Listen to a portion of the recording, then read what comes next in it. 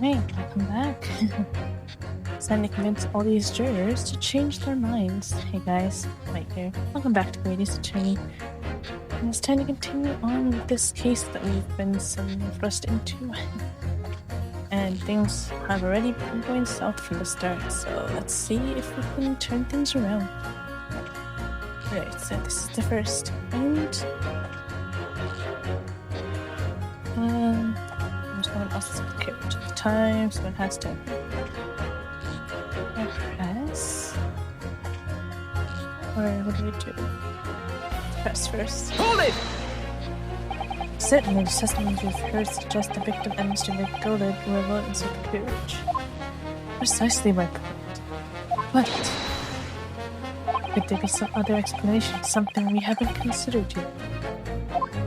Jazz? Oh no.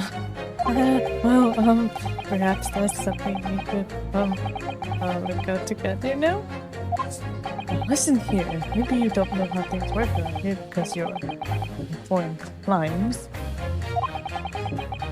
We're here to form our opinions as individuals, and I have.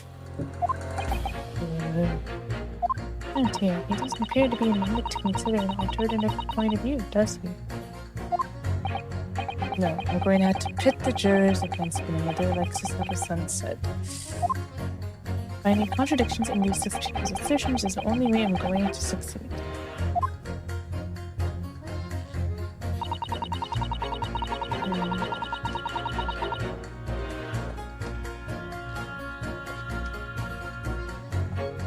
Passengers. I'm just gonna press everybody. Hold it! Does his ability to recall his takings that night really tell us how trustworthy the man is? I manage all his lordship's cash affairs, so I'm very particular when it comes to accounts. See, a single penny can mean the difference between life and death after all, can't it? That's a saying in your country? The point is, the man who minds his figures is a man you can trust.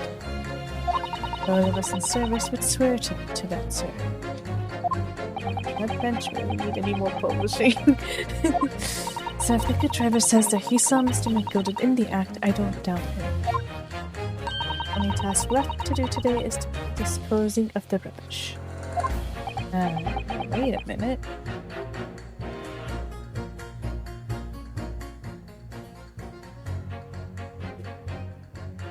One of the other jurors mentioned something about money, I think. Now would be a very good time to listen carefully to the jurors' statements again, Mr. Naruto. If you notice an inconsistency in what two different jurors are saying, I should expose it by putting them against each other. Yes, let's see if I can do just that. You mentioned something about money.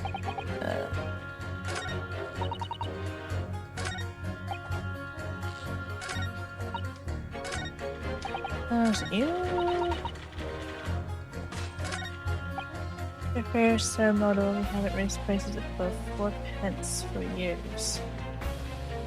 Wait. Oh, okay. Got it. Right. If the total's 20 pence, then they can't have 4 passengers. That's stupid. Stay. Do it. Objection! Awesome! Those two statements clearly contradict each other. You do? Explain yourself, counsel. Me? Oh dear, what have I said? I swear on Silverplace's name, the name, I haven't the first idea what you're talking about. Look at him go! According to the group testimony we've heard so far, there were 4 passengers on the omnibus on the night in question. And according to the coachman, Mr. Beppo, he took 20 pence in fares. Okay, I have those precise details typed neatly here in front of me. And juror number 5 also told us the following. The fare for the omnibus is always 4 pence. But it is a fair and convenient single price, just the way London's carriages should be operated. But that doesn't add up at all. In fact, it leaves a glaring discrepancy in the facts. Why, man? Why? You tell me.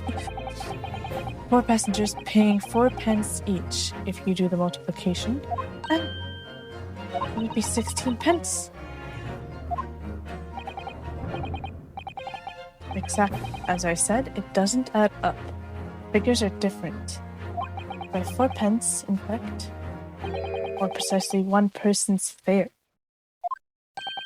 1 person's fare? Yes, in other words, just like an omnibus that night, and it's distinctly possible there was another passenger we've heard nothing about. Look at that. Good gracious. Way to turn things around. This can't be right. Coachman at the counter. Good, honest men. I don't know. Trustworthiness is our watchword. Figures your coachman claims most certainly do not add up. Your watchword, good sir, is a fallacy.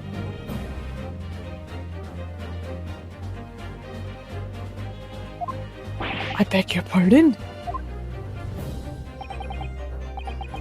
Mr. Guildmaster, I think you ought to consider that if this trial were to end now, the news would surely spread all over London.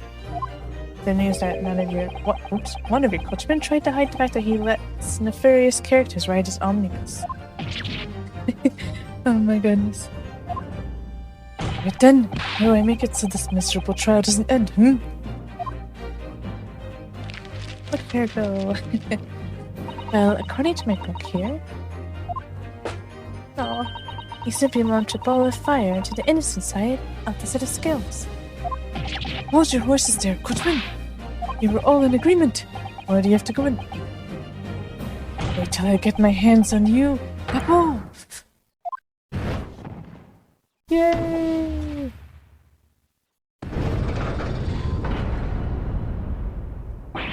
This is all very irritating. Begging your pardon, sir, I'm going to do the same.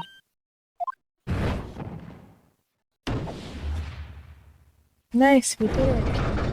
We turned things around. For the love of Mike, not you as well. A penny can be the difference between a smile and a tear, after all. I certainly can't put my trust in someone who doesn't follow my exact standards in financial matters. Oh, really? I, for one, think it's only proper that we hear from the witnesses again. Oh, well done, Mr. Naruhodo, you did it! Yay! If we can manage to change 2 more jurors' minds, we can force the trial to continue. 2 more, actually. There is something else that's bothering me about a couple of their assertions. And that's where you must strike next.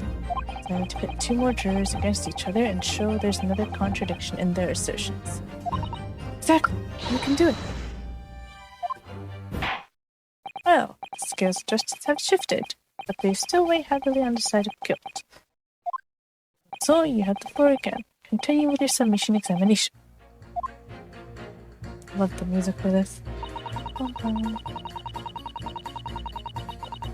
And G. Mine said she'd like to hear what this slipshod bookkeeper has to say for himself. Okay. Anyone else? Stuff to check with this brazen. I would say absolutely brazen. Be collateral statements, be forward, vision, both stress, get development corruption, not guilty, say. And just having the poor man on the floor, it's figures really. Ha!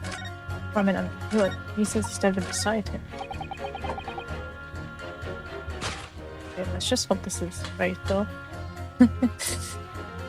Objection! Yay! Those 2 statements are completely contradictory. What? Wait, counsel, post haste. Come on. Do all the judges like just take from each other in stupidity? Oh, dearie me, I was only knitting the trap for my other half. What is all this claptrap? What does contradictory even mean? I ask you. You're a jury for trap. You don't even know what that means. Just basic stuff.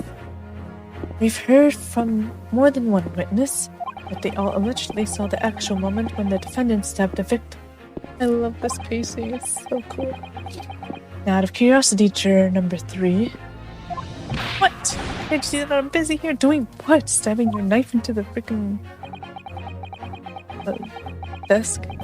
How would you say the defendant stabbed the victim? What sort of motion was it? Ah, want to test me, do you? Imagine if he just accidentally stabbed the one beside him. It was like this. He stuck the fellow next to him without even getting up, just like the printer said. Yes, that was Mr. Fairplay's testimony, quite true. Now then, juror number 6. Oh, is that me, is it? What can I do for you, young man? How would you say the defendant stabbed the victim, madam? Oh, well, dear, as far as I understand it, it was like this. He stabbed the poor man after he collapsed on the floor. The coachman said so. Now don't move. Take a look at these 2 jurors. He stuck the fellow next to him without even getting up. And he stabbed the poor man after he'd collapsed on the floor. Well, I never. They're stabbing in totally different directions. What? Bless my stitches! What a muddle! What this tells us is that there's a strong possibility one of the witnesses isn't telling the truth. Oh! Why? Why the dickens would they lie? I don't know that yet. But what I do know is that if the trial ends at this point, we may never find out. We may never know the real truth. Yay! Ladies and gentlemen of the jury, can you really let that happen in all good conscience? Look at him go! He's got his confidence up. I'm so proud of you, Ryunosuke. Lies, you say? You are tearing me. I can't defy people telling lies. She's so sweet, but also like... It's like she's being led by the news. I don't like it. The scales. I don't believe it.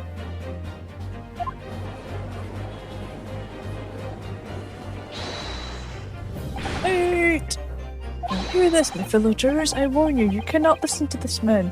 Look at him in his black suit. He's some devious new sorcerer using magical soul. If I could use magic, do you really think I'd be putting myself through all this? Answer me this, Dark Jinx! Huh? With me? What exactly is the problem? What if the 2 witnesses have slightly different recollections of events?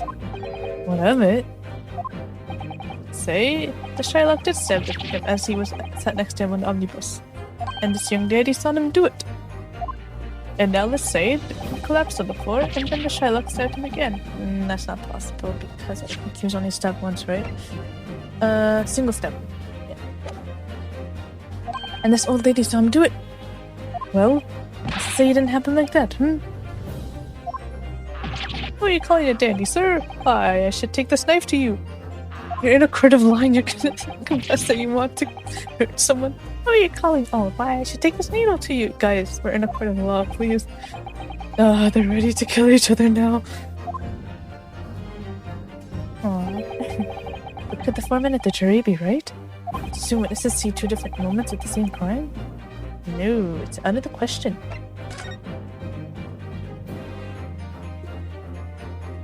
Unfortunately, Mr. Foreman.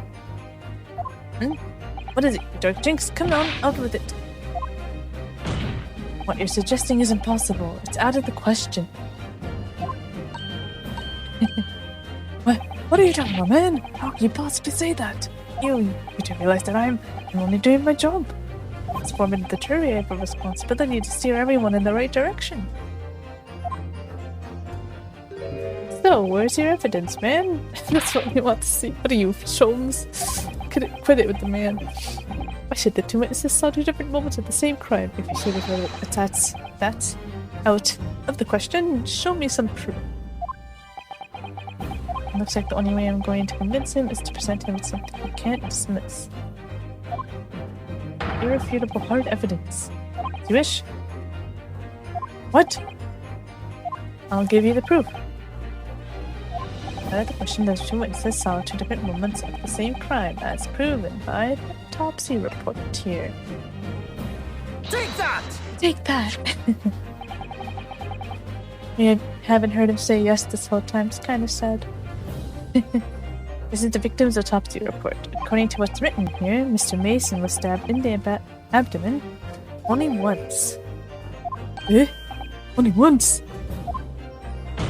It's quite simple. The victim was stabbed precisely one time. Yay! Which means these witnesses can't possibly have seen it happen 2 different times. Alright, I can see defeat. Yay!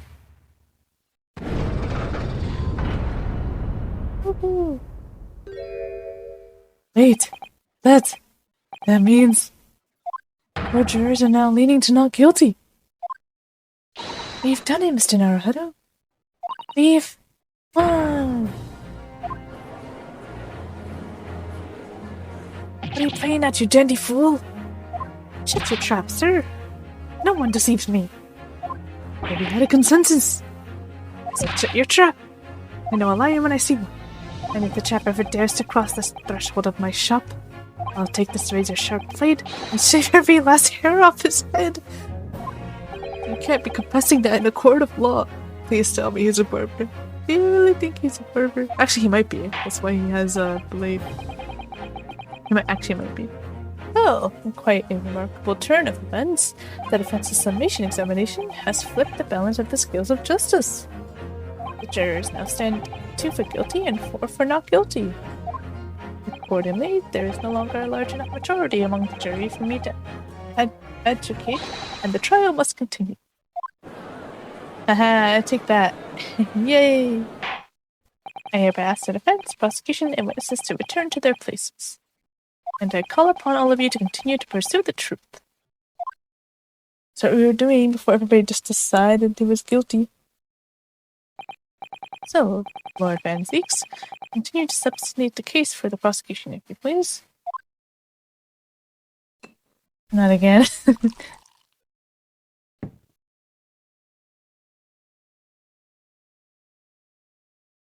Oh, jeez.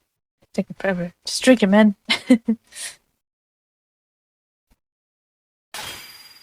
He broke it. Having savored the rich aroma of the carmine contents of this hallowed chalice, you see crass to crush it to dust. Pray, forgive the discourtesy. Lord Van Zeeks? Is it cold in here? Or is it just me?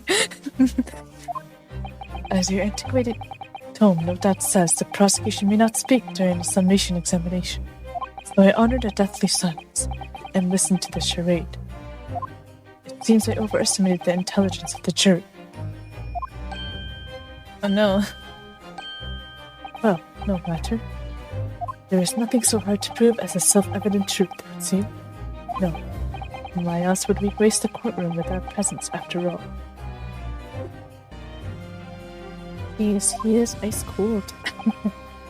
So, let us proceed for the next to the next round of battle. Oh, he took off his cape.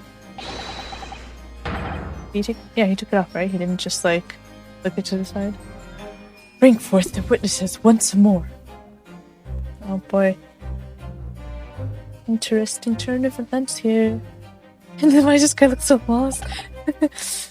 Witnesses. Trust you heard the summation examination we have just had to endure. Hey, rude. Oh, yes, sir. That I did, sir. Of course I heard it. Oh, yes, sir. I heard it. He's so scared. Yes, sir. On the end, the coachman. I believe it's Beppo. Yes, sir. My lord, sir. If it transpires that in your previous testimony, you were attempting to veil the presence of a fifth passenger on your omnibus, you will be found guilty of perjury. You are advised to bear that in mind, sir. Oh dear. Oh. Now then, witnesses, I hereby call on you to testify before the court again. We will explain the various misgivings brought to our attention by the defense's summation examination. Will we do the summation examination again if it ends up tipping to the guilty again, I wonder? Let's see. Various misgivings. I only carried 4 passengers that night. I swear it. Well, I, for one, was told I had to pay 5 pence for the bus.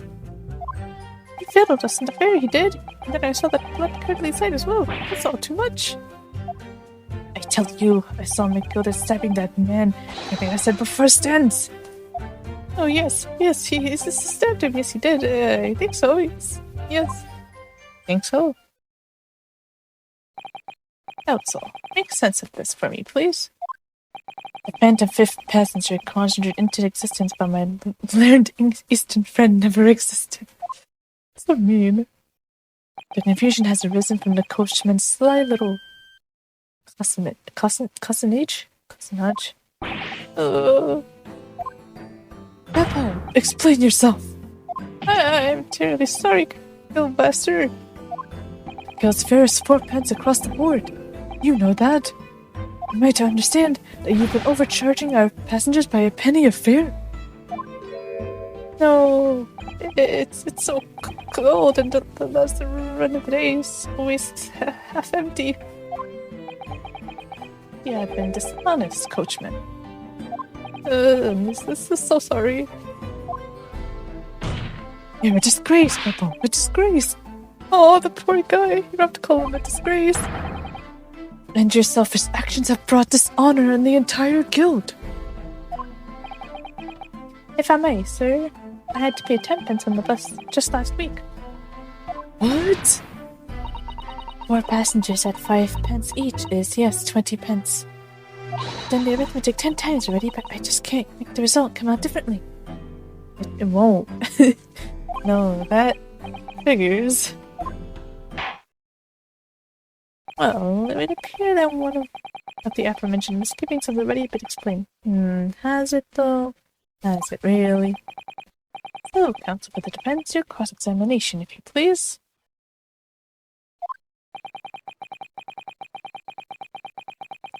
You've already had the pleasure of a protracted summation examination today. Can we not do more than one? That's what I was wondering. I see you intend to continue the parlor games. I like that pose for him. Yeah, get it, Ryunosuke. Absolutely. Not the ice. Oh, Ryunosuke.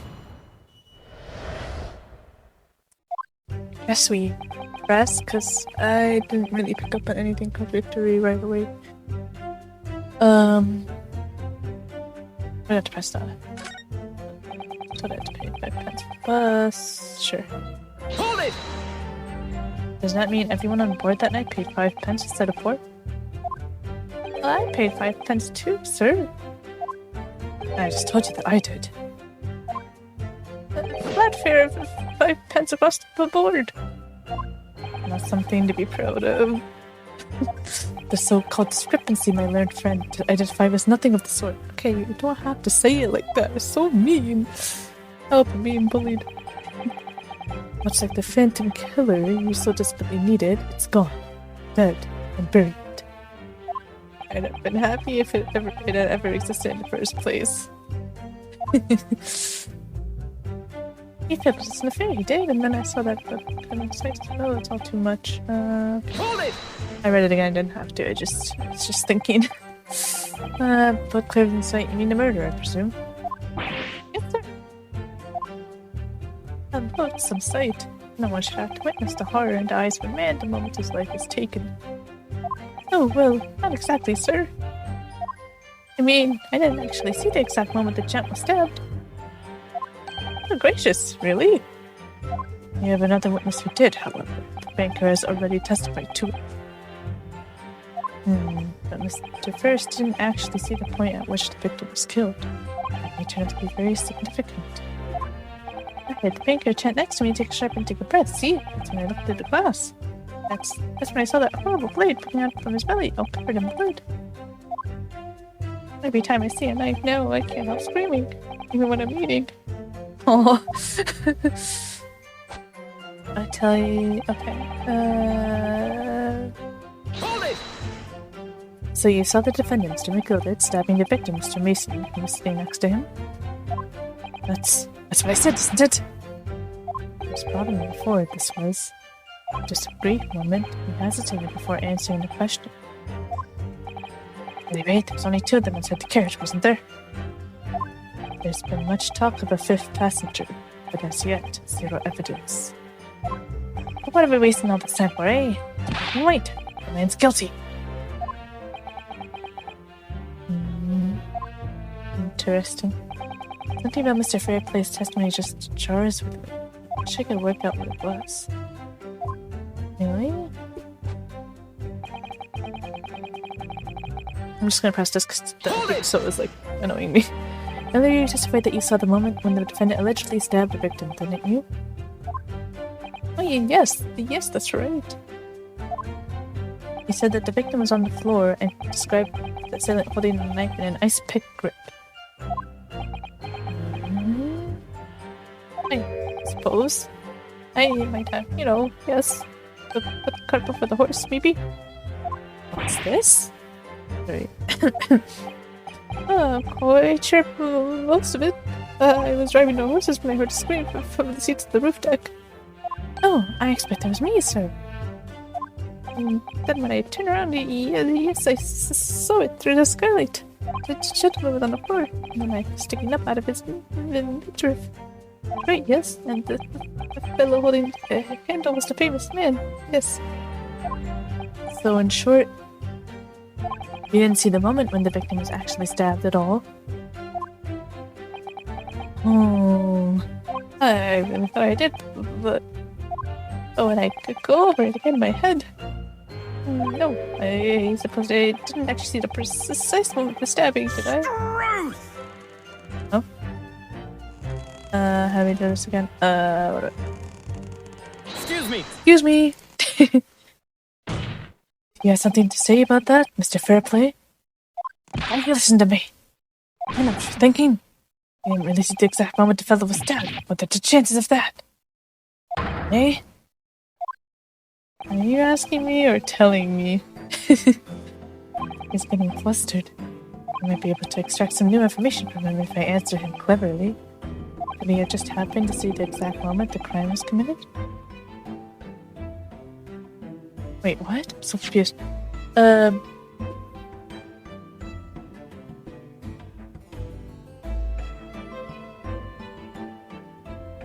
You just happened to see the exact... Did I say chance? Let's just try no chance. I don't know what I'm doing. Well, it is a little hard to believe, certainly. Unless you spend your time peeping through a skylight on top of an omnibus, that is. Peeping! I am a respectable city banker, I'll have you know. I know what I saw. I remembered it clear as a bell of a day. It was a crime scene, I don't mind telling you. Peeping. He got hurt at peeping. Thank you, Mr. Fairplay. Oh, excuse me if I was getting a little hot under the collar there, my lord. I would ask you to supplement your testimony with a clear statement about what exactly you saw. Oh, I can do that, alright. Tell you just how grim it was. I think I forgot to say just blood-soaked hands after that butcher's dead to me. Ooh.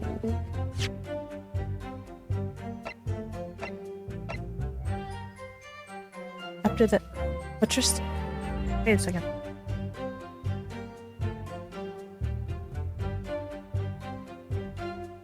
Did I present this? I think so, right? Let's just try. Objection! I object. Blood-soaked hands? Well, I admit that soak might be laid on a little thick, but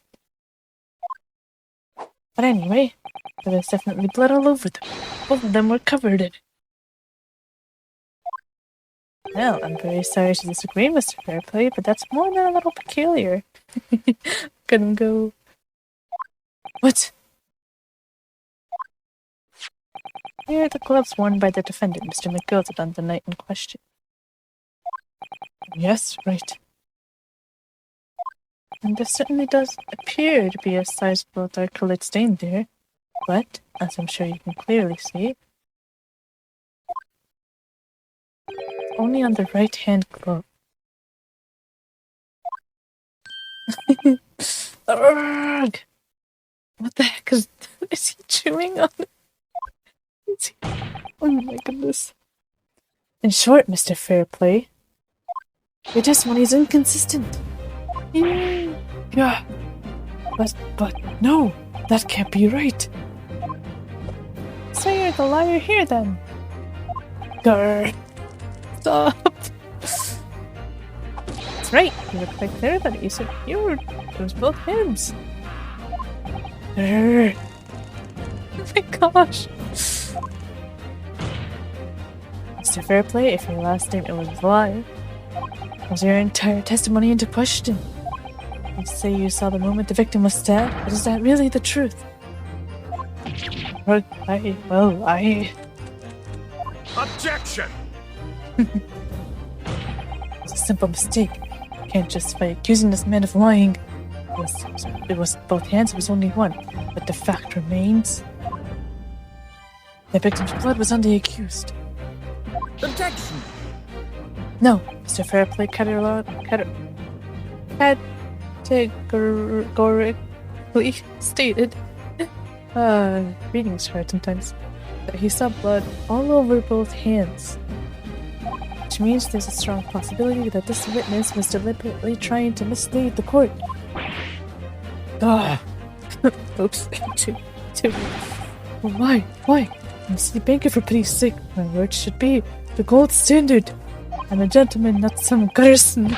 Standing members of society don't prevaricate. He's claiming to have no reason to lie. Is that really the case? Ooh, things are getting interesting. Oh, I wonder what actually happened. Right, guess we'll have to find out next time. Oops, I want to open the court record. Is he lying or not? We'll have to see next time. I don't know if he's lying or if he's got confused. Maybe he just got confused because it was a little intense. But we'll have to find out next time. Alright guys, that's gonna be it for this one. Hope you guys are having an amazing day, and I'll see you in the next one. See you.